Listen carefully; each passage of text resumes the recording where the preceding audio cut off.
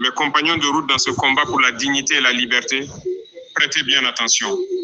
Aujourd'hui, ce n'est pas seulement un discours que je prononce, c'est un appel vibrant, un cri qui traverse les frontières, les langues et les générations. Car nous sommes arrivés à ce moment crucial où garder le silence équivaut à trahir l'avenir de nos enfants. Ils croyaient pouvoir nous faire taire, ils pensaient que quelques signatures sur des documents internationaux suffiraient à étouffer la voix d'un continent en pleine renaissance.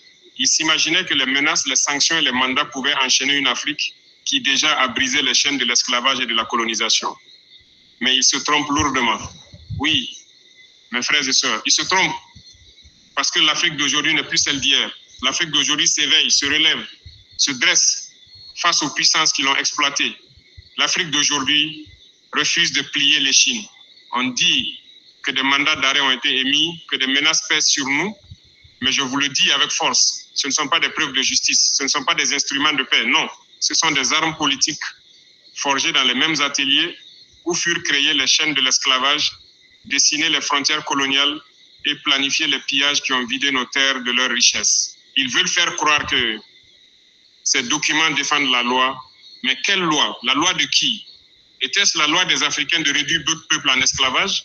Était-ce la loi des Africains de tracer à la règle et au compas des frontières arbitraires au prix du sang de millions de nos ancêtres? Était-ce la loi des Africains de bombarder des nations, de renverser des gouvernements et d'imposer la misère au nom de l'ordre mondial? Non, cette loi, ce système, ce prétendu ordre vient de ceux qui ont toujours prospéré en volant, en exploitant et en détruisant, alors qu'aujourd'hui, parce qu'un soldat africain ose dire « assez », ils sortent leurs papiers, ils agitent leurs notices rouges, ils croient qu'Interpol peut devenir une arme de soumission. Mais écoutez-moi bien, nous ne plierons pas. Interpol peut écrire des pages et des pages, apposer des tampons et lancer des mandats, mais tout cela n'est qu'un bout de papier, rien qu'un papier. Et ce papier ne pourra jamais effacer la vérité. Il ne pourra jamais faire reculer un peuple déterminé. Au contraire, chaque menace, chaque intimidation, chaque tentative de nous faire taire ne fait que renforcer notre détermination. Ils disent que nous représentons un danger. Oui, je le confirme. Nous sommes un danger, mais pas pour nos peuples, pas pour nos enfants, pas pour nos terres. Nous sommes un danger pour leur empire de mensonges, pour leur système d'exploitation, pour leur ordre injuste qui ne vit que du sang et de la sueur des autres. Voilà ce qu'ils craignent. Regardez l'histoire. Chaque fois qu'un dirigeant africain a eu le courage de dire non, chaque fois qu'un peuple a osé se lever pour défendre ses richesses et sa dignité, il a été diabolisé, calomnié, présenté comme un criminel. Patrice Lumumba a été sali, Thomas Sankara a été diffamé, Nelson Mandela a été enfermé.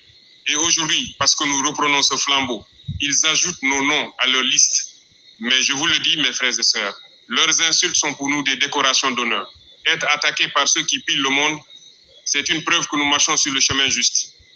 Être poursuivi par ceux qui exploitent nos terres, c'est un signe que nous avons osé dire la vérité. Alors, qu'ils brandissent leurs menaces, qu'ils prononcent leurs sanctions, qu'ils préparent leurs coups d'État et agitent leurs journaux. Rien de tout cela ne nous fera reculer, car nous savons qui nous sommes, nous savons d'où nous venons et nous savons où nous allons. Frères et sœurs, ouvrez les yeux, ce combat n'est pas celui d'un seul homme. Ce mandat d'arrêt, ces accusations, ces insultes, ils ne visent pas un individu, ils visent un continent entier. Ils visent chacun d'entre nous. Car au fond, ce qu'ils craignent, ce n'est pas un nom, ce n'est pas une personne, c'est l'éveil de l'Afrique. Ce qu'ils redoutent, c'est que nous disions ensemble, notre or restera en Afrique. Notre uranium alimentera nos foyers. Notre pétrole servira nos industries. Nos terres nourriront nos enfants. Voilà ce qui les fait trembler. Voilà pourquoi ils se cachent derrière Interpol et ses mandats. Voilà pourquoi ils dressent des barrières bureaucratiques pour camoufler leur peur. Mais qu'ils entendent ceci, l'Afrique n'a pas peur, l'Afrique ne reculera pas, l'Afrique est debout et rien ne pourra la faire plier. Frères et sœurs, souvenez-vous de ceci, ceux qui nous menacent aujourd'hui avec leurs mandats et leurs sanctions sont les mêmes qui hier ont réduit nos terres en esclavage. Leur arrogance n'a pas changé, leurs méthodes n'ont pas changé, leur avidité elle non plus n'a pas changé. Ils brandissent des documents comme s'ils avaient une valeur morale. Mais de quelle morale parlent-ils? De la morale de ceux qui ont pillé des continents entiers, de la morale de ceux qui ont divisé l'Afrique pour mieux la contrôler, de la morale de ceux qui encore aujourd'hui financent des guerres, manipulent des élections, soutiennent des régimes corrompus tant qu'ils leur livrent nos richesses. Leur morale n'est pas la nôtre. Leur justice n'est pas la nôtre. Leur loi n'est pas la nôtre. Ce qu'ils appellent la justice est en réalité un masque, un déguisement derrière lequel se cache un système de contrôle et de domination. Interpol, vous vous présentez au monde comme un arbitre neutre, mais qui ne voit pas vos véritables maîtres, qui ne comprend pas que vous n'êtes que l'instrument des puissances qui craignent de perdre leur emprise sur notre continent. Vous dites agir pour la paix, mais c'est pour maintenir l'ordre injuste qui vous profite. Vous dites protéger la sécurité, mais c'est pour prolonger l'insécurité que vous créez chez nous. Regardez bien mes frères et sœurs, derrière chaque mandat, derrière chaque menace, il y a une seule vérité. Ils veulent que l'Afrique reste à genoux. Ils veulent que nos enfants continuent de grandir dans la pauvreté pendant que leurs enfants profitent de nos richesses. Ils veulent que nous soyons des fournisseurs de matières premières, des exécutants dociles, des spectateurs impuissants du destin écrit par d'autres. Mais je vous le dis, cette époque est terminée. Nous ne vendrons pas nos minerais. Nous ne céderons pas notre souveraineté. Nous ne trahirons pas notre dignité. Que chaque Africain entende ces mots. Car ce combat n'est pas celui d'un seul homme, ni d'un seul pays. Ce combat est celui d'un continent. C'est une bataille pour l'âme de l'Afrique. On veut nous faire peur. Mais la peur est leur arme, pas la nôtre. Ils agitent la peur comme on agite une chaîne devant un prisonnier.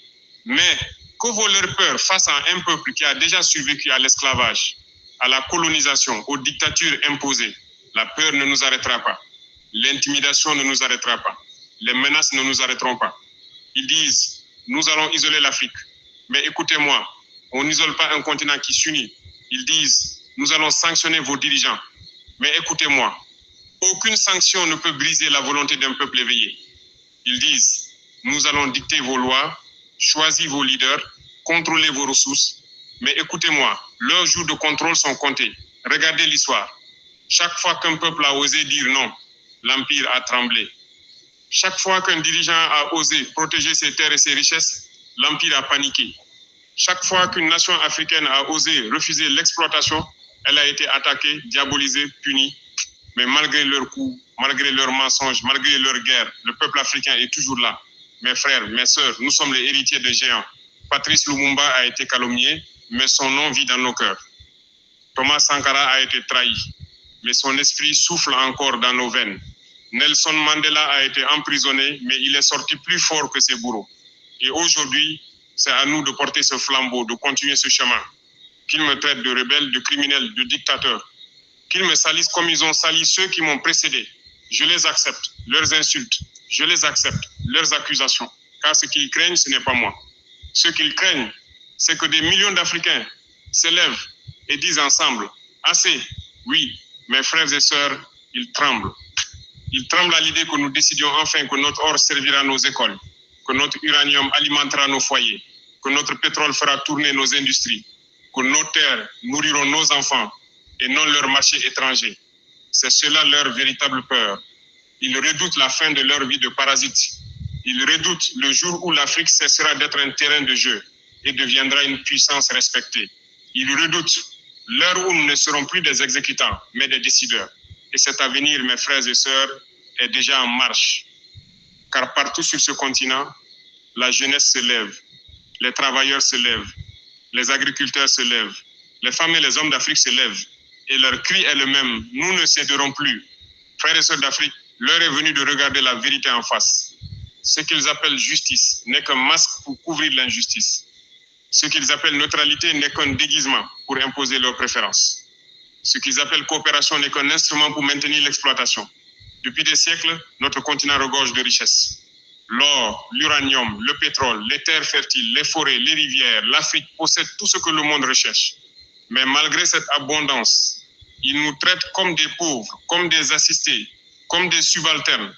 Pourquoi? Parce qu'ils ont construit leur prospérité sur notre appauvrissement, leur puissance sur notre soumission. Aujourd'hui, mes frères et sœurs, nous disons stop.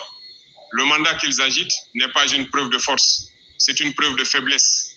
Ce papier qu'ils présentent comme une arme est en réalité un aveu qu'ils ne peuvent plus nous dominer par le dialogue, un aveu qu'ils ne peuvent plus nous convaincre par la coopération, un aveu qu'ils ne peuvent plus nous acheter par des promesses vides.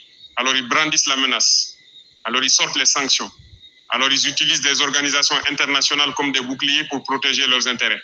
Mais mes frères, mes sœurs, aucun document, aucun mandat, aucune sanction ne peut réduire au silence un peuple qui a déjà brisé ses chaînes.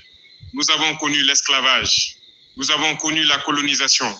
Frères et sœurs d'Afrique, Si ces paroles ont éveillé en vous la flamme de la vérité, si elles ont ravivé en vous l'amour de notre continent, alors ne laissez pas ce message s'éteindre.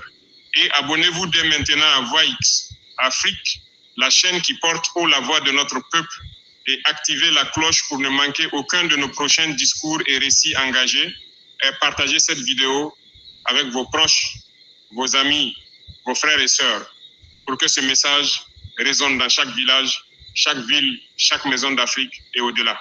Car notre force est dans l'unité. Notre arme est la conscience.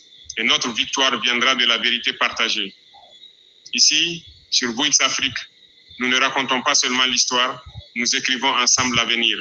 Alors debout Afrique, et rejoignez la voie de la liberté, la voie de la dignité, la Voix Afrique.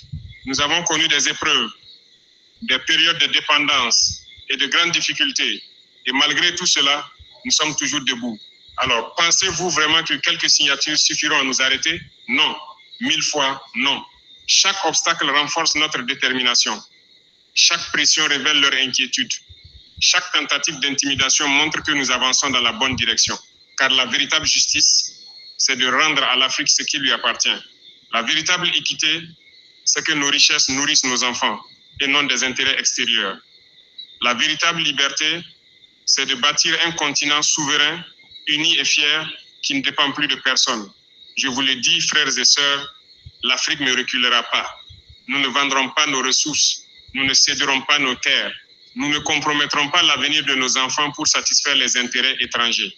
Chaque mine, chaque champ, chaque goutte de pétrole, chaque graine qui pousse sur notre sol appartient d'abord aux Africains. Nous devons les protéger comme notre propre vie.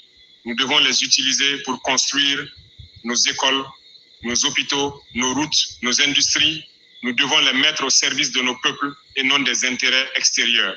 Et comprenez ceci, il ne s'agit pas seulement d'économie, il s'agit de dignité. Car perdre le contrôle de nos ressources, c'est perdre notre liberté. Laisser d'autres décider de notre avenir, c'est oublier nos ancêtres et priver nos enfants d'espoir. Et moi, je vous le dis, jamais nous n'accepterons cela. C'est pourquoi je vous appelle à l'unité. Oui, mes frères et sœurs, certains comptent sur notre division. Ils croient qu'en nous dressant les uns contre les autres, en sémant la méfiance entre nos nations, ils pourront continuer à profiter de nous, mais ils se trompent. Car nous avons compris leur jeu. Et désormais, nous avançons ensemble. Du nord au sud, de l'est à l'ouest, l'Afrique doit parler d'une seule voix. Nous devons nous soutenir mutuellement. Nous devons valoriser nos leaders courageux.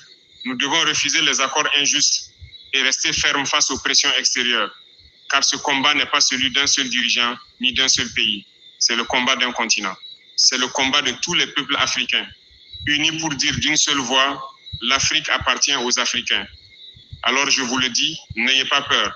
Ne baissez pas la tête. Ne laissez pas les obstacles ébranler votre foi. Ils croient que l'Afrique est faible, mais l'Afrique est forte. Ils croient que l'Afrique est divisée, mais l'Afrique est unie. Ils croient que l'Afrique est condamnée à l'obéissance, mais l'Afrique s'élève.